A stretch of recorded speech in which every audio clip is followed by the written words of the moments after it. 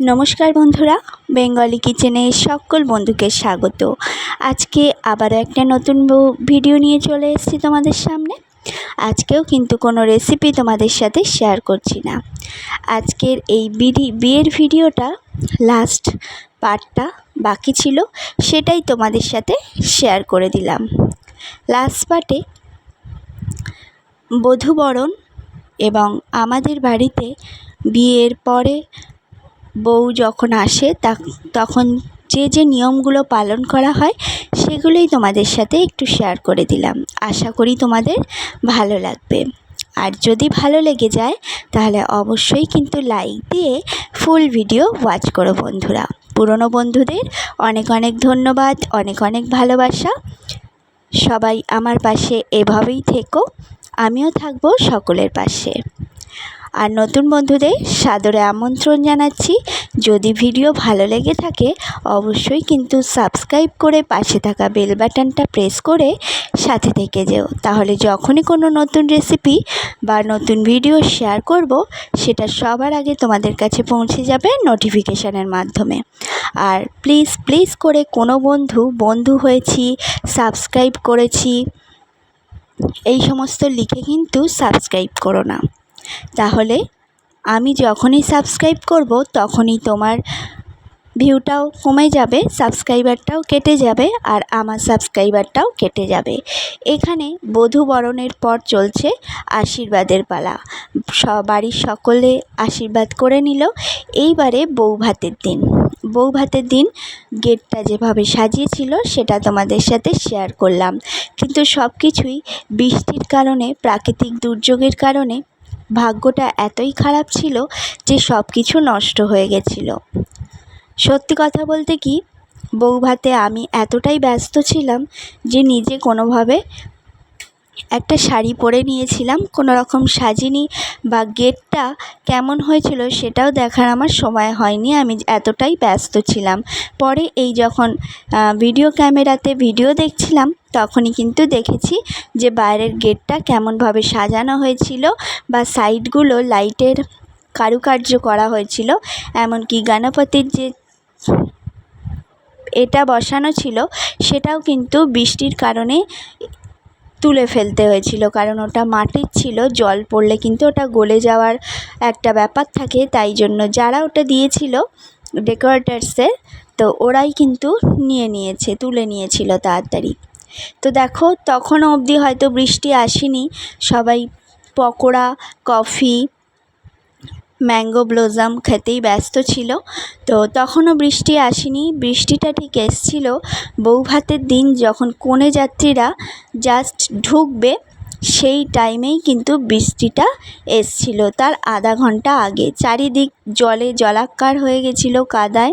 তোমাদের এই ভিডিওতেই তোমরা হয়তো দেখতে পাবে একটু, আমি আর পুরোটা ওরা তোলেনি। তো দেখো, এখানে মামা, মামি, মামির ছেলে, মেয়ে, এখানে দাদা বৌদিরা সবাই এইভাবেই ফটোশ্যুট করছিল। আর আমার ছেলের শরীরটা ভীষণই খারাপ ছিল, তাই ওই এক দু জায়গাতেই কিন্তু ওকে দেখতে পাবে, আর ওকে দেখতে পাওয়া যায়নি, কেননা ওর শরীরটা ভীষণই খারাপ ছিল। ও ঘরে গিয়ে ঘুমিয়ে পড়েছিল। ওর এই বিয়ের পরেই জন্ডিস ধরা পড়েছিল, যার জন্যে ওর শরীরটা ভীষণভাবে খারাপ হয়ে গেছিলো। ডাক্তার তো বলেছিল হসপিটালে ভর্তি করতে, তো আমি বাড়িতেই রেখে ট্রিটমেন্ট করে ওকে একটু সুস্থ করেছি, এতটাই শরীর খারাপ হয়ে গেছিল। এই দেখো, সকলে বুঝতেই পারছো কাপড়টাকে এমনভাবে ধরে আসছে যে নিচেতে কতটা কাদা জল হয়েছে সেটা তোমরা দেখেই বুঝতে পারছো। এই গ্যাদারিংটা দেখে বুঝতে পারছো যে বৃষ্টিতে এই বিয়েবাড়ির অবস্থাটা ঠিক কেমন হয়েছিল। একদম কাদা জলে ভরপুর হয়ে গেছিল। আমি তো লাস্টে এত ভিজে গেছিলাম যে শাড়িটা খুলে, বিয়ের বেনারসিটা খুলে আমি চুড়িদার পরে নিয়েছিলাম। আমি আর কোনো শাড়ি পরিনি। তারপরে ভাই কান্নাকাটি করছিল যে এত খরচা করে, এত কষ্ট করে বিয়েবাড়িটা সাজিয়েছে, তার এভাবে নষ্ট হয়ে যাওয়াতেই এতটা কষ্ট পেয়েছিল যে ও ছোটো ভাই কেঁদে ফেলেছিল।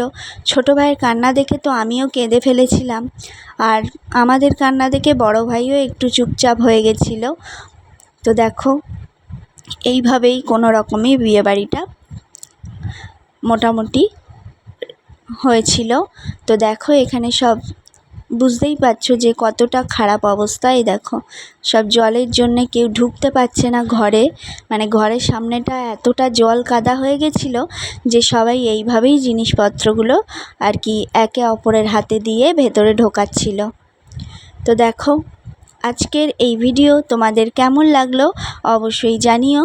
ভিডিও ভালো লাগলে সাথে থেকো, পাশে থেকো, অবশ্যই কিন্তু লাইক করো। আর জানো তো এই বিয়েতে কিন্তু আমার ছোটো ভাই নতুন পাঞ্জাবি কিনেছিল, সেটা কিন্তু পরতে পারিনি। এমনকি আমার বড় যে নতুন পাঞ্জাবি কিনেছিল সেটা আর ওরা পরতে পারিনি। মানে এতটা কাদা বৃষ্টি, আর গ্রামের দিকে বুঝতেই পারছো কাদা হলে কতটা, বৃষ্টি হলে কতটা খারাপ অবস্থা হয়ে যায়।